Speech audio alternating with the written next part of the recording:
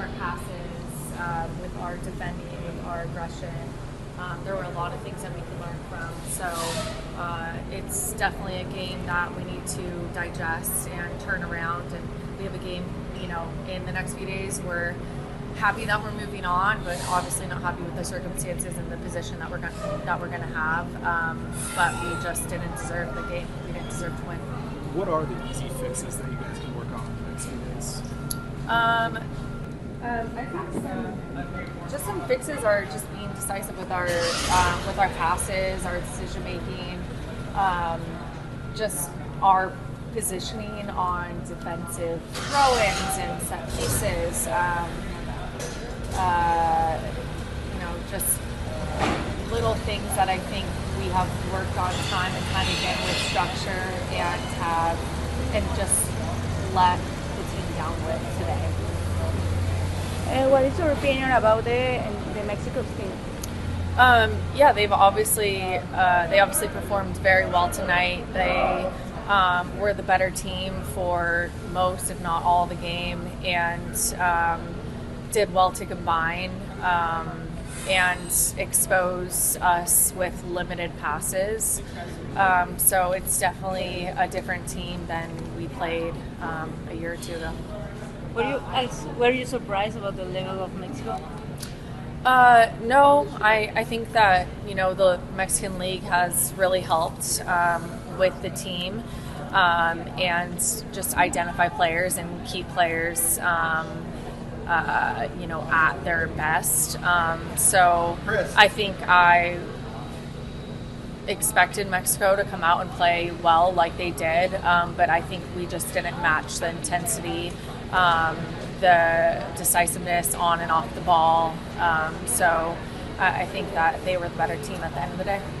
The last time that we lost to Mexico was in 2010, and honestly it was on a baseball field in Cancun with things being thrown on the field and more of a long ball situation, and Mexico just beat us all around today with their aggression, with getting to the first and second balls, with executing set pieces, throw-ins, restarts, whatever it was. They did that very well, and we never had the chance to really dictate the rhythm and the tempo of the game, and we could never really get out of, I think, them dictating the tempo. For the past few years, there's been kind of this narrative that the rest of the world is catching up to the United States. I see tonight as evidence of that. How does the U.S. kind of get back to that top dog? Of course, women's football is just getting better and better in general. We've seen that with all of the leagues around the world.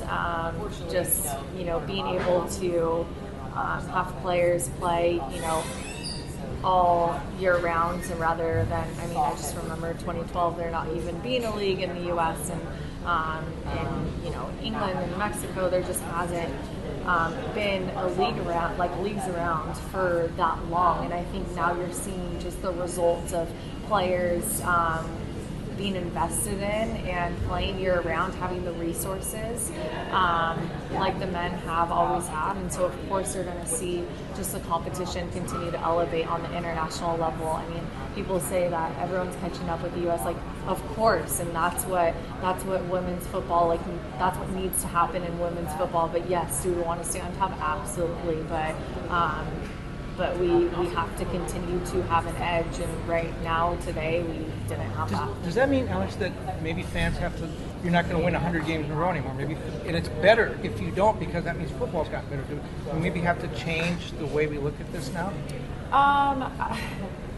I think that over the last 5 years or so, you've just seen just even in CONCACAF in general, 10 years ago, 15 years ago, was way different with the score lines than it is today. And I think fans are seeing that. People are seeing that just all of the teams are continuing to improve and evolve and can compete at the highest level, even if it's not technically, it's tactically, or it's mentally, or it's physically, or whatever it may be. Teams are executing their game plan against top teams in the world, and they're simultaneously becoming better. And so, yeah, there's not going to be a 100-game undefeated streak. I don't think anymore. I don't know if something like that is going to be existing nowadays, because from the bottom to the top, there's just not that much of a gap anymore. But at the same time, like, I still believe in this team so much, and kind of the depth that we have, the young players that are coming up. I see them and think of them as some of the best players in the world that will continue to just dominate on this level for 10 or 15 years.